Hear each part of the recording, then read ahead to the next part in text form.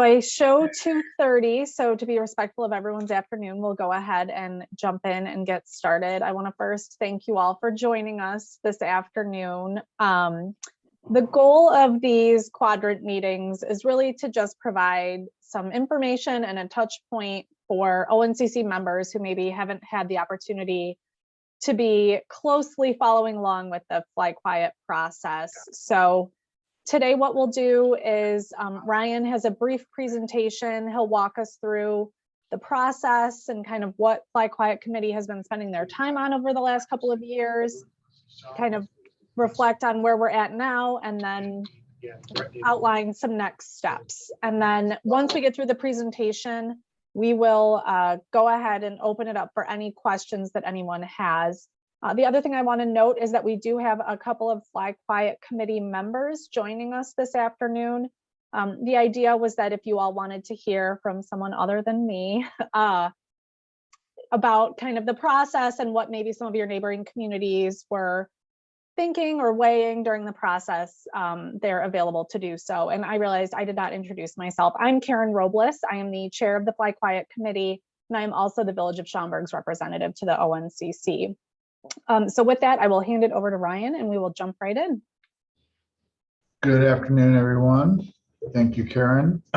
For those of you that don't know me, my name is Ryan Anderson. I'm a consultant with Landrum & Brown. I provide consulting services to the Chicago Department of Aviation and have been assisting the CDA as well as the ONCC in their noise programs for many years now.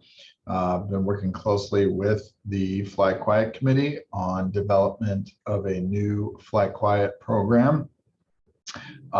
Those of you, most of you are aware, but those of you that are not, the O'Hare Airport existing Flyquiet program was developed back in the late 90s and was based on an airfield that no longer exists.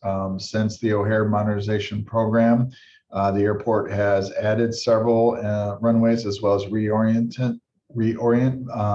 several others. And so for all intents and purposes, we have a new airfield, and therefore we need a new Flyquiet program to complement this new airfield.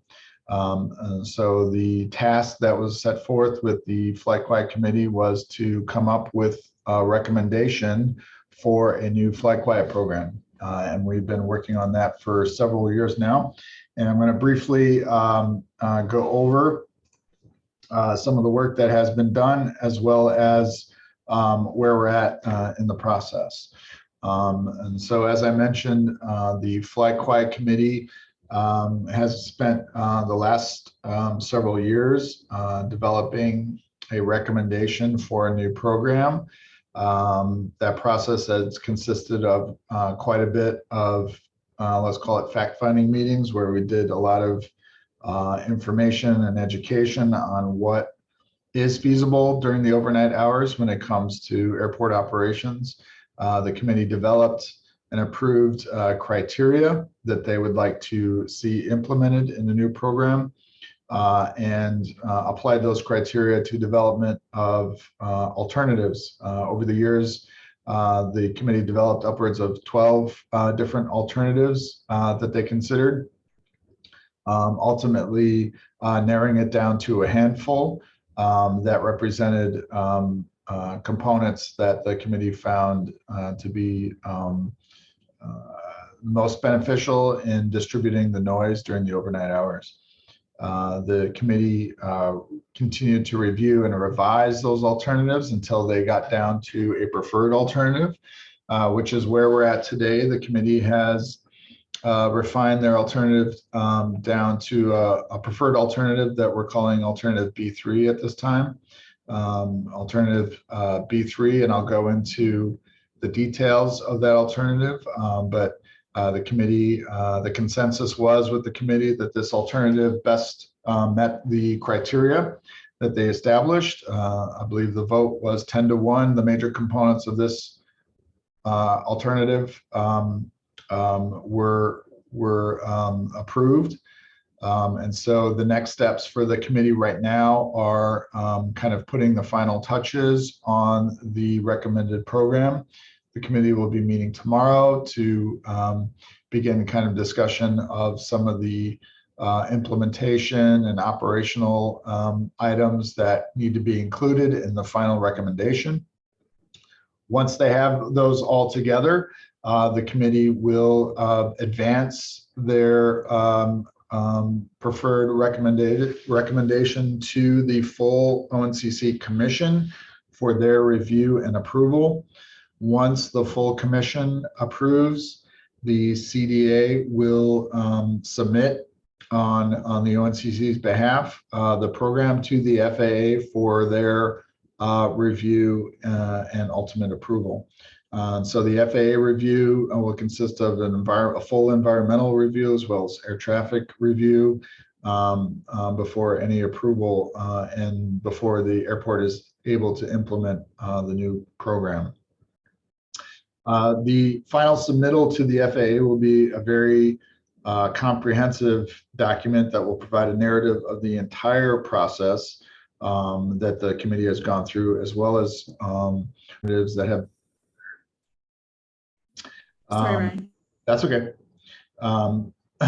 Just to repeat that, the document will include not only the preferred alternative, which is alternative B3, but all of the alternatives that the committee developed, reviewed, and considered along the way. I say this so as not to give anyone the impression that we'll be only submitting one option to the FAA for their review and approval. We intend to submit the recommended program, which is what this committee has developed as their final recommendation, but include all the documentation as to how the committee got there, all the alternatives they looked at, and the reasons why they this particular alternative is preferred.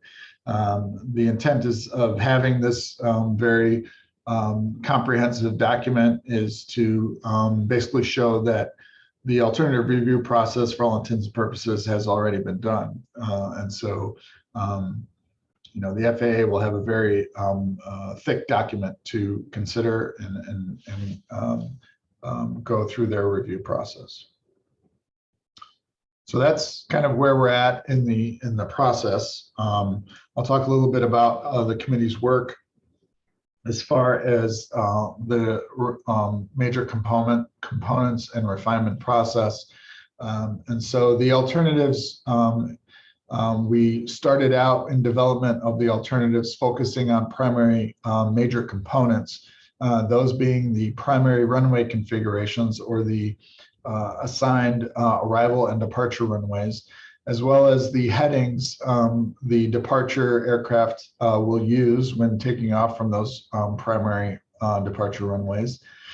We also looked at secondary configurations or configurations that would be used if the weather conditions were not conducive for the primary configurations, as well as long runways.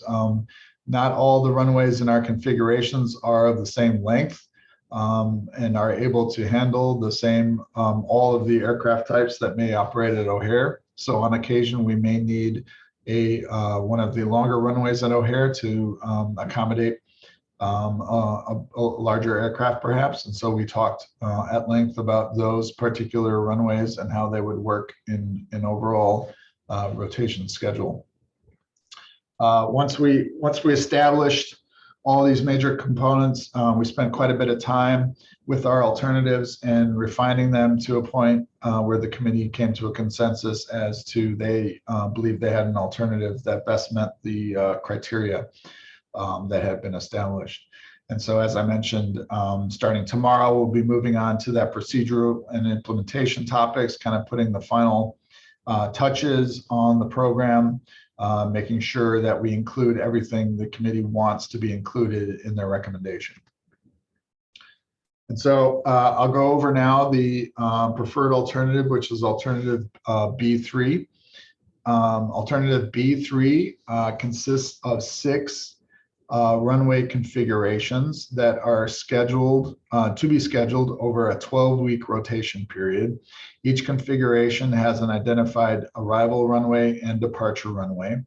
The characteristics of this alternative that kind of made it stand out and what the committee wanted to move forward with was that not only did it create distribution of west flow runways and east flow runways, but as well as doing its best to isolate operations from a week-to-week basis on the north airfield and south airfield. So if you'll see the schedule there, the configurations over the 12-week period rotate between not only east and west, but north airfield, south airfield, and utilize the crosswind runways. Each configuration has a departure heading assigned for the departure runway, meaning the direction aircraft will be told to turn when they take off. So each runway has a specific heading that they would follow. And to create even more dispersion over the schedule period, each departure runway has 2 headings assigned. So each week, each iteration that the runway comes up in the schedule, it would use one of the 2 departure headings. For crosswind runways, departure runways, we have what are termed vector headings with a turn. And those are to be, those were created as a way to better take advantage of the compatible land use along the 294 corridors, both north and south of the airport. So again, it's a 12-week rotation schedule. 8 of the weeks utilize the east-west runways. 4 of the weeks utilize the crosswind runways. And I'll step through that schedule to give a better idea of what it looks like. And so as I mentioned, each week has a primary arrival and departure runway, and each departure runway has a vector heading or a direction assignment that the aircraft will be told to turn to once they depart. So for the first 6 weeks, we have those 6 configurations scheduled, and again, they rotate between not only west flow and east flow, but north airfield and south airfield. So you'll see in week 1, we have arrivals on 27 center and departures on 27 left with a 275 degree turn to the north.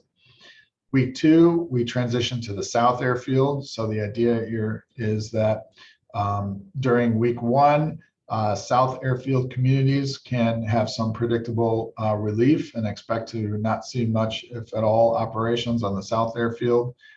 Then week 2, the north airfield will get that relief. And so week 2, we have arrivals on 10 center in the south airfield and departures on 10 left with a heading of 100 degrees. Week 3, we transition to our crosswind runways. And so we depart on 4 left and arrive on 4 right. The departures on 4 left will utilize that vector heading with a turn to take advantage of that compatible land use of that tri-state corridor.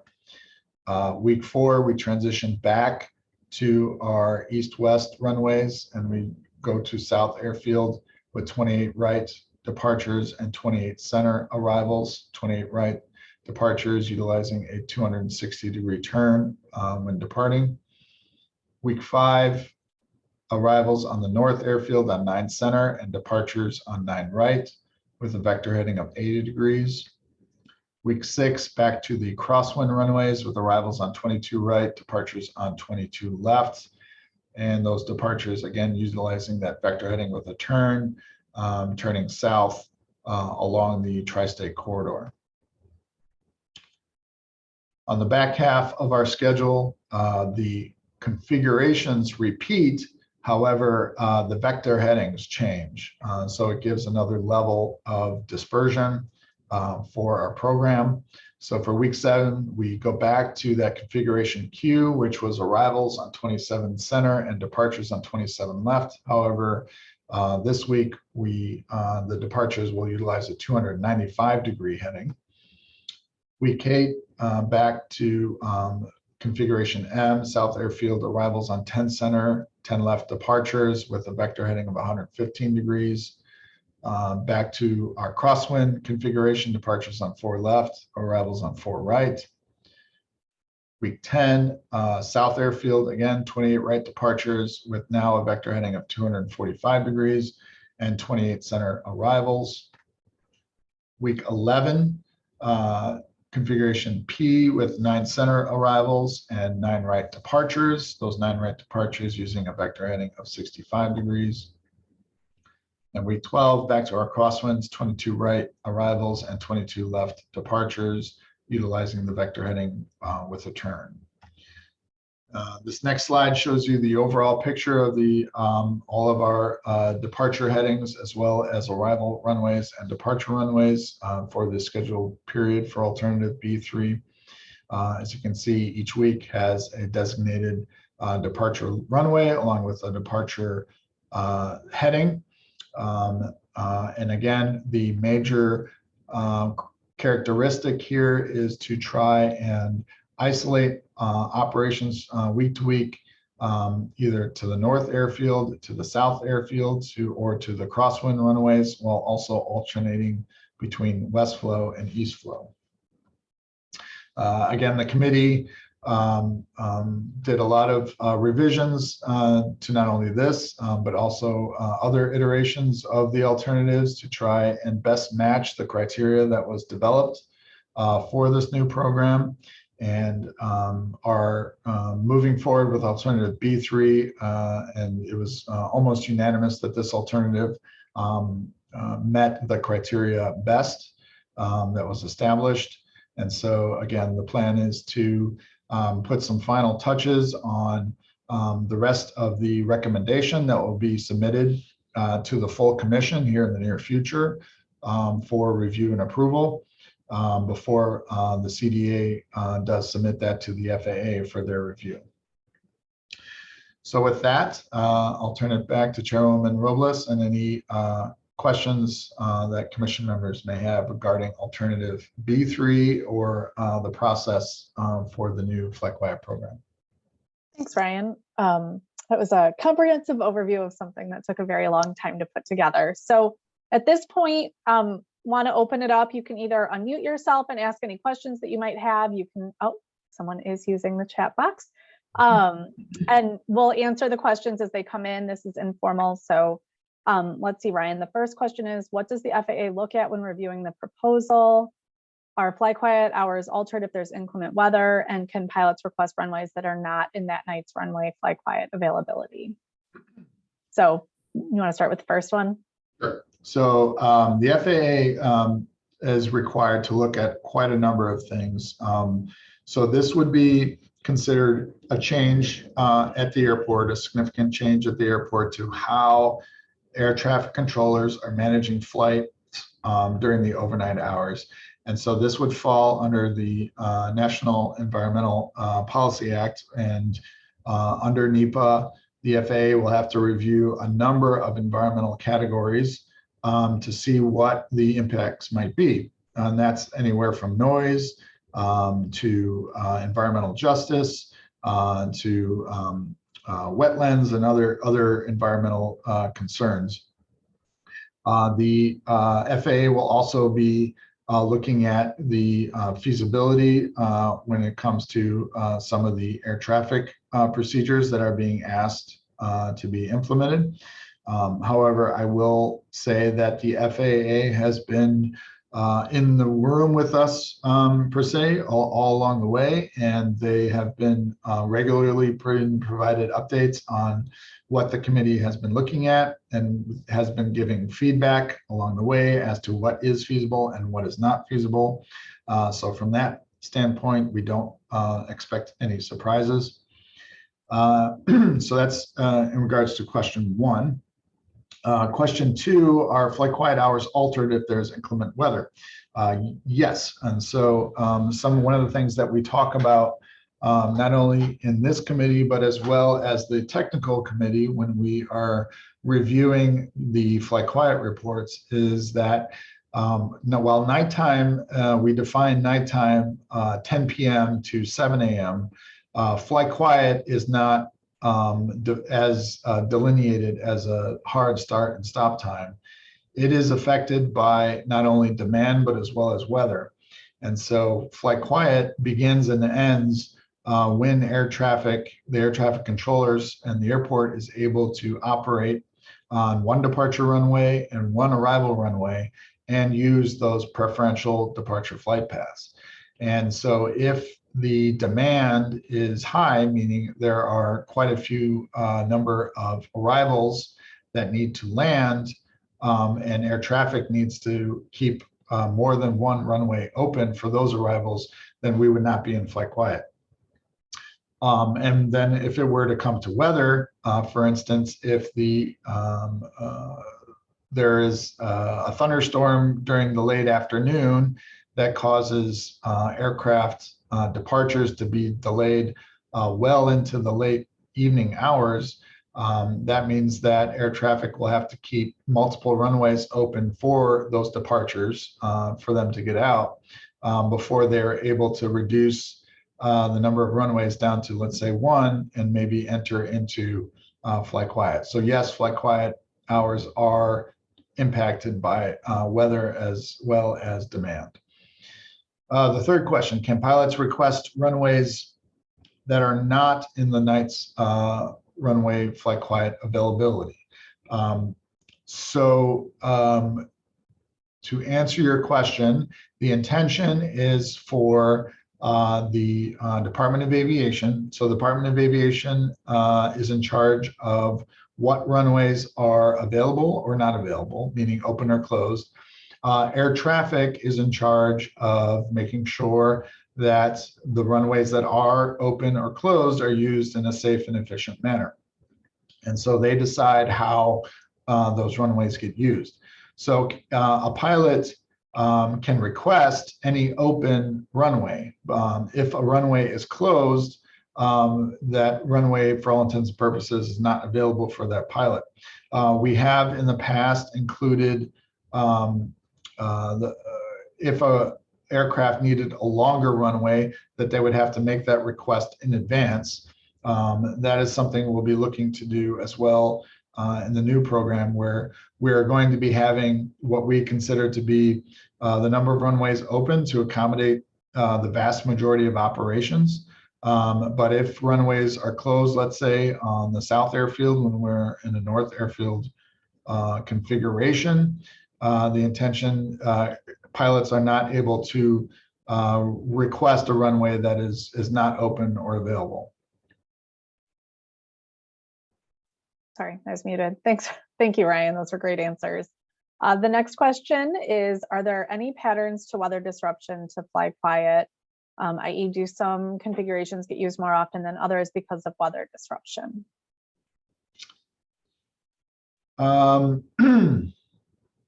What I can say to that is, so again, flight quiet is affected by weather.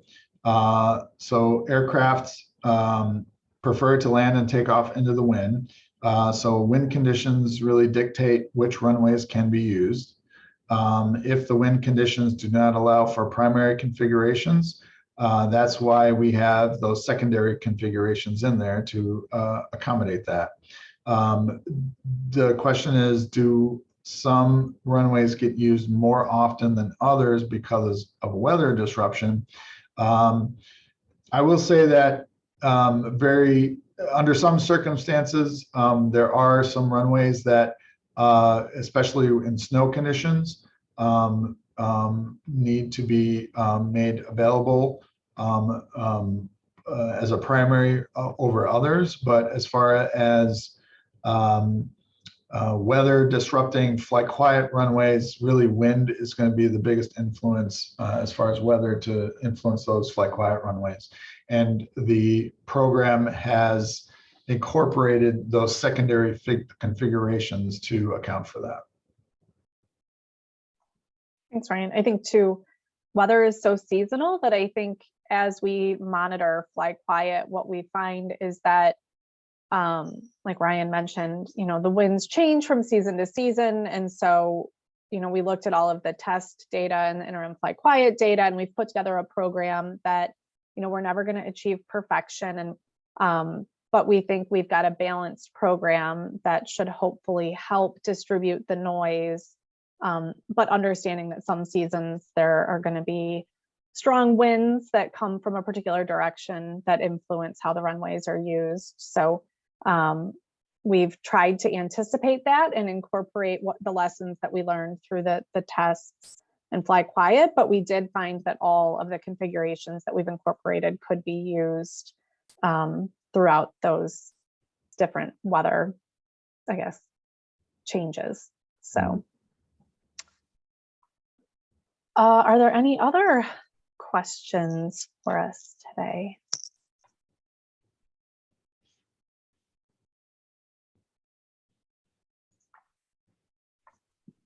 Did any of the Flyquiet committee members who joined us this afternoon want to say anything or have any information they wanted to share? Karen? No. Can you hear me? It's Mike Latoria from Itasca. Yep, What hi, are Mike. Ryan, could you just summarize or maybe put together on another slide for a future date? What are the biggest changes from the previous Flyquiet to what you guys are presenting now?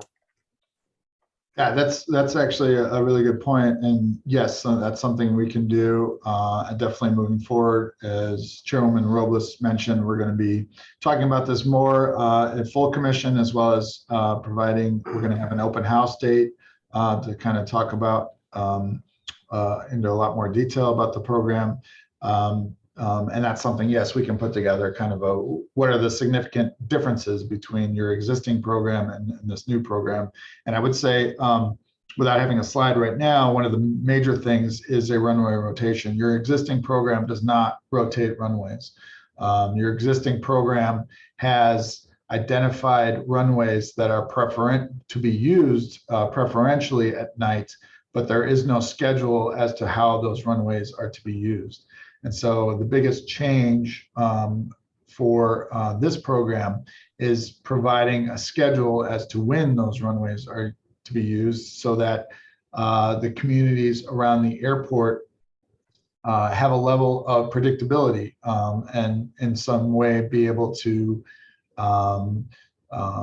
know when to expect operations or flights in their communities, which is different than what we have today, significantly different. Yeah, I agree. That's a great suggestion. We'll definitely pull that together to share with everyone and make sure that gets distributed. So Thank you. And last question, it may sound a little sophomoric or a little bit a little babyish, but let's say one rotation because of weather that week, it doesn't happen. So the following week, does that rotation just get left out, or does it get bumped back and it starts over, or what happens? no, and Ryan can jump in after I try to answer this. So the way we've set up the schedule is we are trying to anticipate where our first choice and runway configuration can't get used. That's why we've got that backup plan. There are going to be instances where Chicago weather is crazy and maybe it doesn't work. One of the goals is to try and keep this simple, both so residents can understand it, but also so that air traffic and CDA will actually implement and follow it. So if we were to end up with a really unique weather event, then it's probably going to be for a night, maybe two, and then as soon as it's over, they would jump right back into the plan. We've seen that where when we look at historic Flyquiet reports where we've had a night where there was maybe really bad snow or really strong winds out of a direction we didn't anticipate, and we didn't make it into Flyquiet for that evening. But as soon as the weather allows, they do jump right back into the program. So the schedule will be the schedule going forward. So good question. Thank you. Right? Did I miss anything on that? No, it's going to be like a weekly schedule. So if on a Tuesday night, we're not, for whatever reason, there's a massive snowstorm all night and air traffic isn't able to go into Flyquiet, the next day they will go into what would have been on the schedule for the next day. So the schedule is going to be, what's going to be very helpful is, for everyone, not only for air traffic and the airport, as well as the communities, there's going to be a definite predictability as to what to expect as far as assigned runway utilization. So if things were to happen, you know, it's not like we have to start the schedule over or anything. We'll just be moving through the schedule as it's assigned. Okay. Thank you very much. Thanks for all the hard work. Yeah, thanks for joining us today. Any other questions from anyone?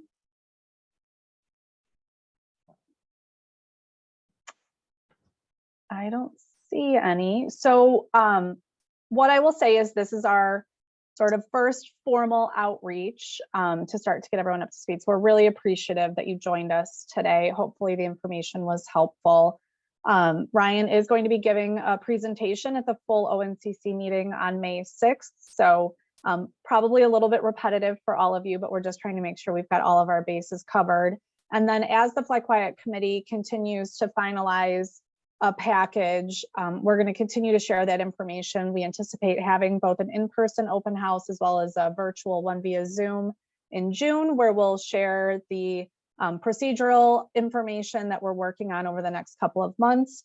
And then Ryan, myself, Maura, and the other Flyquiet committee members are certainly always available to answer any questions that you might have in regards to the Flyquiet committee's recommendations or our process or next steps. So please don't hesitate to reach out to any of us if you have any questions.